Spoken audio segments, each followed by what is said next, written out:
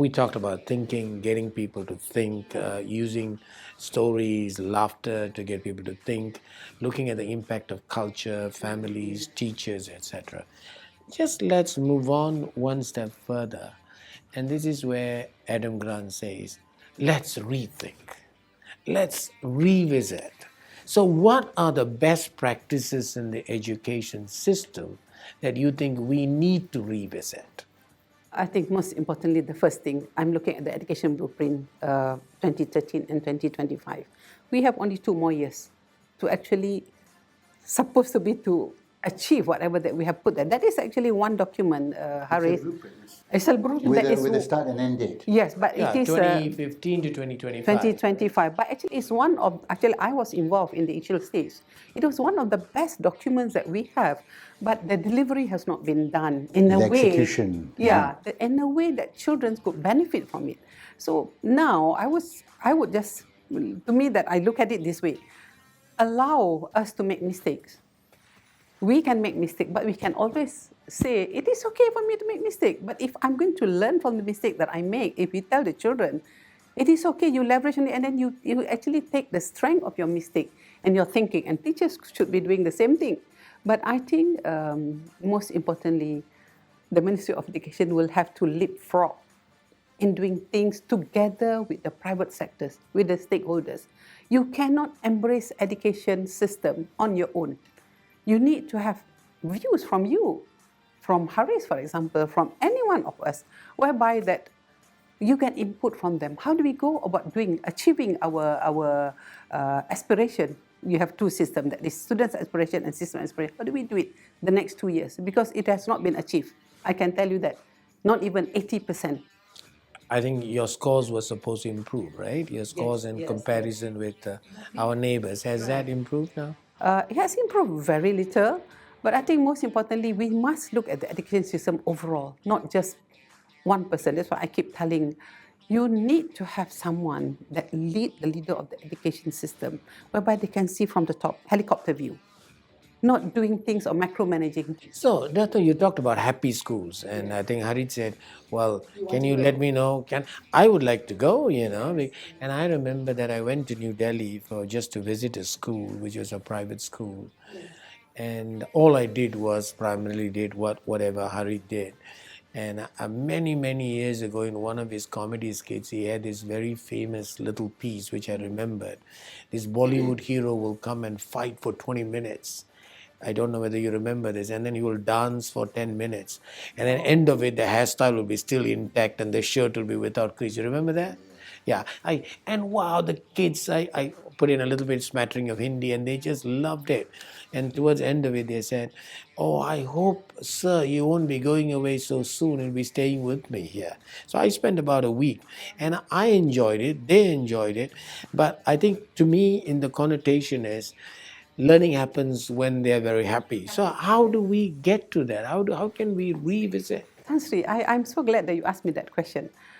For the last 4 years, from 2018, I've been involved in doing this type of happiness in school, but with a small group. What we call it as I Can Challenge. And we have been doing it in the rural area, the B40 schools, not those in town. And we allow them, we empower teachers and students to come up with ideas whereby it is totally connected to the environment. So what they did, they come up with some creative way of probably what do we do with the vegetables, the wastage.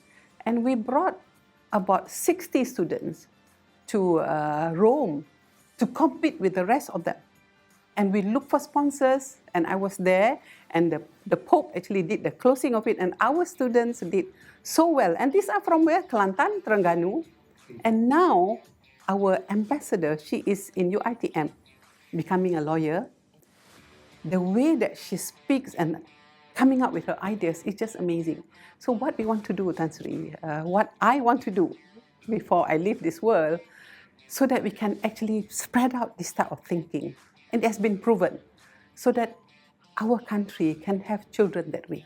So in other words, what you're saying is let's rethink the way The way education system is doing, it's not just, giving them lesson, digitating, let them have examination. No, they can create a lot of things. Tan Sri, the Be the Change that we just had recently, and our kids, these are from the B40, Haris. They are poor children, but the way they speak English. And that's why I think Adam Grant says we always like to be in the comfort of conviction rather than in the discomfort of doubt.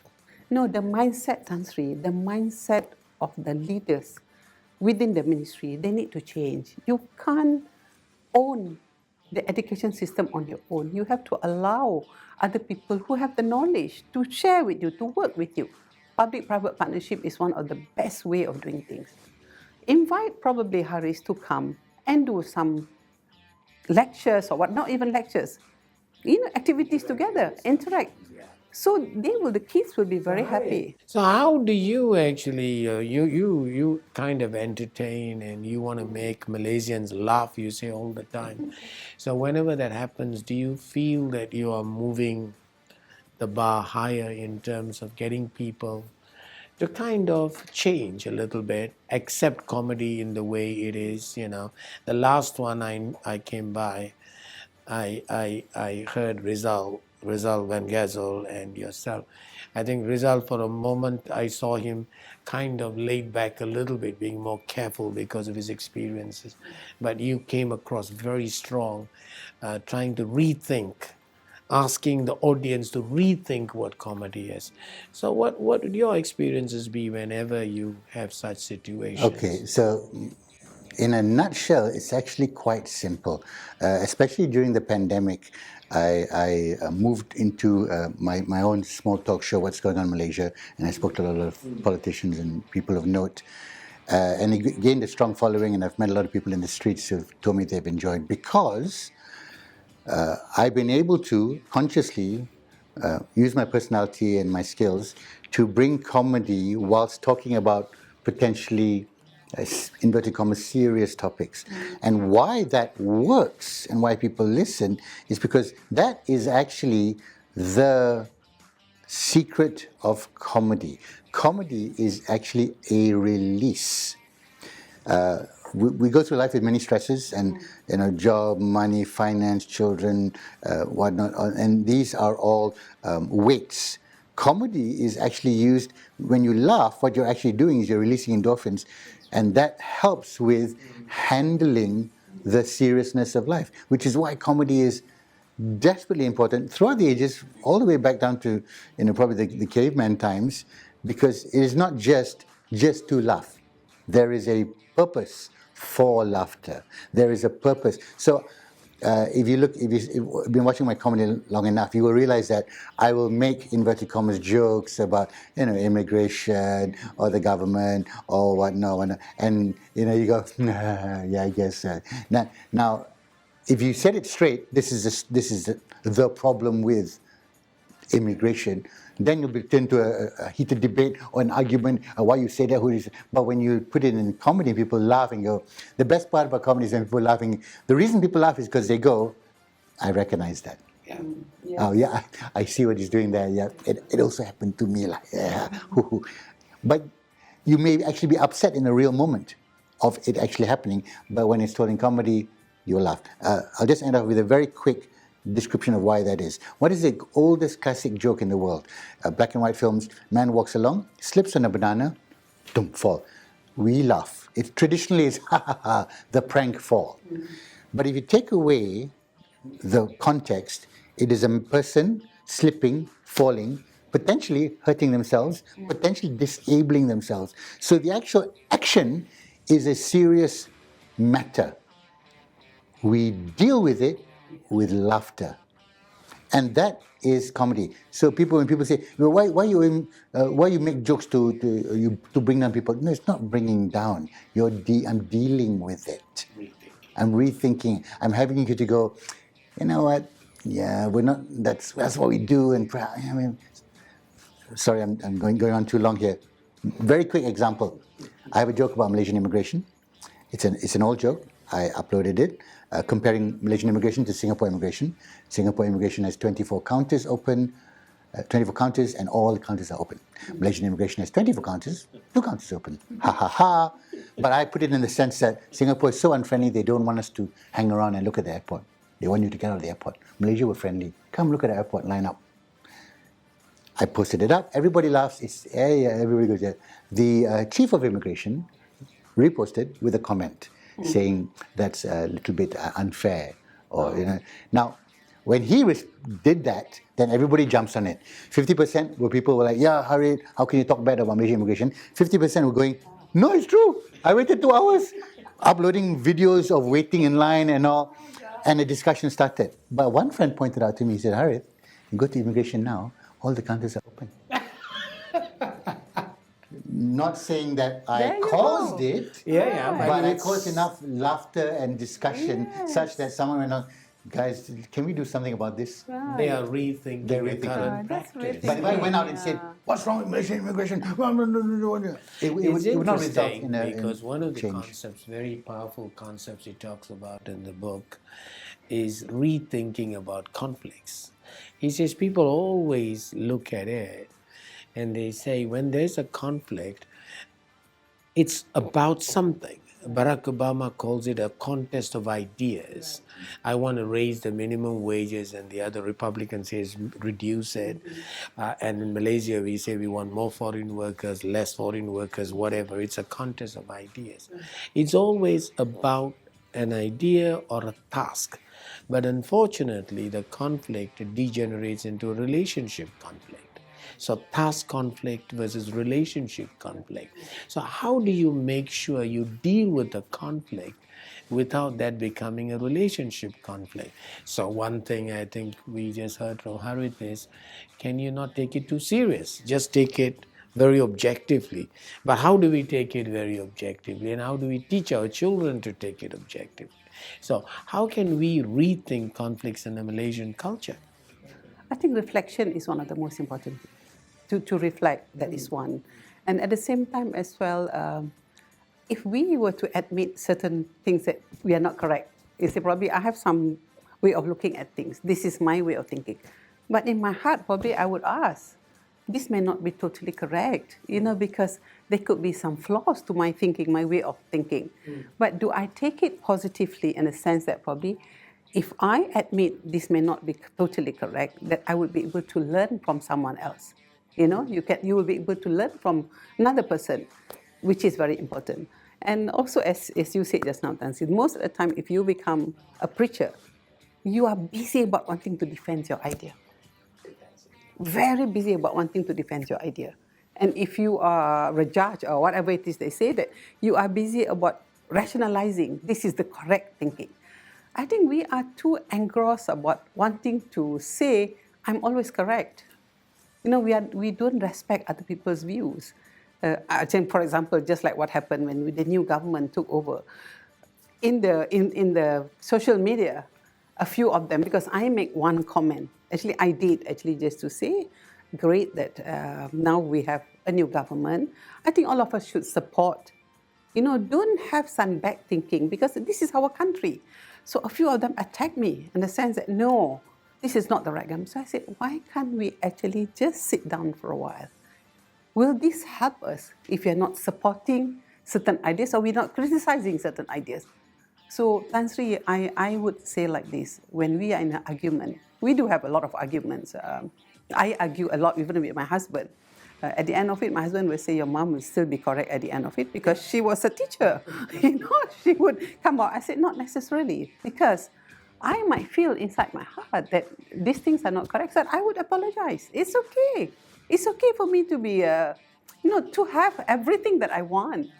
Tan Sri, my journey of life, I like to just relate, the last 2-3 years. We have been busy, Haris, do so many things. And the last 2-3 years, I've gone into a little bit more into spiritualism, into reading the Quran, which I like to spend certain time of the day, the hours of the day. But my children, my husband will say, you spend 5 hours a day either reading the Quran, doing the zikir, or you do the tahajjud. It is not really comfortable, for you because you don't get enough sleep. I said, no, I beg to differ. Because for me, spiritually, I'm uplifted. I have all the energy. But to you, you find it very tiring, Haris. And I said, and I learn a lot. And I become a better person. And I become more tolerant. Because you are kind of Yes. expanding your Expanding, knowledge. yes, my knowledge and my thought as well. So all this while I always think that I'm correct. Then I realized, oh my goodness, actually I was not correct. And I like this journey of mine, but tell me when I'm not correct. It is fine, Tansi, but I think it's a personal experience that I have. Harriet? Well, I understand what you're saying. When I play a 5-hour game of golf, my wife says, "You must be very tired." I'm tired, but I'm uplifted by the Yeah. game, the experience, Yes. the zen of the moment. You were happy. You were I was happy. happy. Yes. I think But the so moment hot, the is sun out there, you're sweating like mad. Yeah, but I'm happy. the zen of the moment. I think The that's zen of most the moment. important. It's interesting. He says in one of these areas, the joy of being wrong. I don't have to be right all the time. And he says the thrill of not believing everything you think. And he says, I have a degree from Harvard. Whenever I'm wrong, the world makes a little less sense. And so he says, look, how can we create challenge networks? I think today with the millennials, they are a challenge network for ourselves. So my eldest son, when he came back from Imperial UK, he said, Dad, I have a problem. I said, what's the problem? He said, everybody seems to agree with me. Nobody wants to disagree with me. And I don't have a challenge network. I want people to disagree with me. I want to spar with them with ideas so that we can actually move forwards. So how do you think we can create a challenge network, Harith? I'm sure you do. When you prepare for your comedy shows, you have a challenge network. Is this appropriate, not appropriate? Is it funny? Is it not funny? Let me try. What do you do? I think that comes down to other than just personality, but also training as well. Because when you talk about a challenge network, I absolutely agree with you. However, it is also human nature to surround yourself with people who agree with you. And to a certain extent, and I'm not blaming social media, social media is actually just a tool, but it has actually amplified human nature, both the good and the bad. So right now, if you understand Instagram and Facebook and TikTok, it's algorithms. So when you post something, you have 10 people going, oh, that, and then one or two going, oh, no, what are you talking about? It is human nature now that because of the platform, you can block unfriend. Right. So what did you then start creating? All the people People around you are not challenging you. Yeah. We're not questioning You're you. not questioning you, not challenging you. And that is, and then the algorithm will show you other people who think like you and agree with you. Right. So you are actually cutting off your challenge network that you're talking about. But in real life, you're absolutely correct. I think the best people to surround yourself with, number one, are people who are better than you. So how can you get to the point that you actually recognize I'm not the best and this person is better than me, and then not believe that this person is going to take over me, but someone better than me can make me better. That's right. Usain Bolt would not be the craziest, fastest man in the world for years if he didn't have that number 2 and number 3 consistently trying to get faster, that he would then stay faster, if you know what I mean. So Usain Bolt does not exist as the fastest man in the world without the other 7 in the 100-meter lineup pushing him. And if they were not there, they all put down their shoes and said, not going to run anymore. His joy would not be there. Nobody challenged him.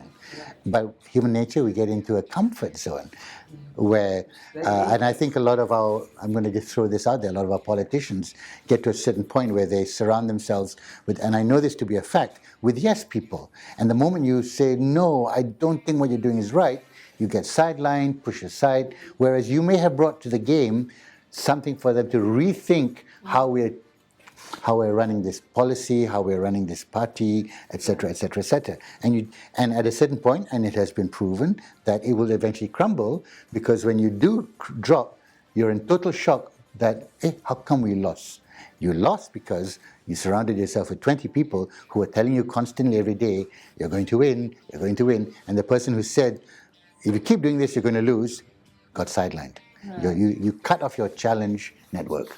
Interesting, because I remember that for a long time I used to hire people who I liked rather than who were very competent because, I liked them, they seemed to agree with me. And so, yeah, very comfortable with. Then I realized, no, I need a challenge network. And I had a staff member who was always challenging me to the point that sometimes I wanted to just fire the person. And I said, just can't take it anymore. But then I realized it was making me a better person because forcing me, challenging me to rethink. And I remember in psychology, Sigmund Freud, who created the theory of personality, was an incredibly great thinker. But there were many people after him. It was Adler, it was what's the other guys who came on continuously. There were so many people who came, Otto Rank, and so many of his disciples who came, who kind of started rethinking what he said. And at one moment, Freud got very angry and called Adler, and he said, "I made a pygmy great."